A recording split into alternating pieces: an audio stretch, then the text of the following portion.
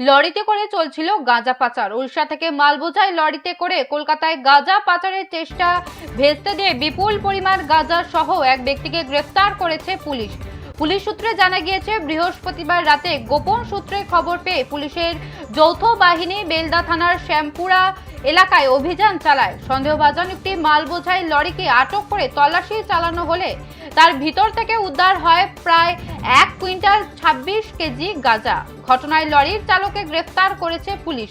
পাশাপাশি গাঁজা পাচারের ব্যবহৃত মালবোঝাই লরিটিও বাজেয়াপ্ত করা হয়েছে। গোটা ঘটনার তদন্ত শুরু করেছে পুলিশ।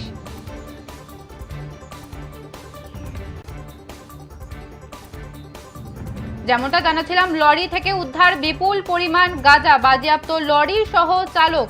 লরিতে করে চলছিল গাঁজা পাচার। উড়িষ্যা থেকে মাল বোঝাই লরিতে করে কলকাতায় গাঁজা পাচারের চেষ্টা ভেস্তে দিয়ে বিপুল পরিমাণ গাঁজা সহ এক ব্যক্তিকে গ্রেফতার করেছে পুলিশ। পুলিশ সূত্রে জানা গিয়েছে, বৃহস্পতিবার রাতে গোপন সূত্রে খবর পেয়ে পুলিশের যৌথ বাহিনী বেলদা থানার শ্যামপুরা এলাকায় অভিযান চালায়।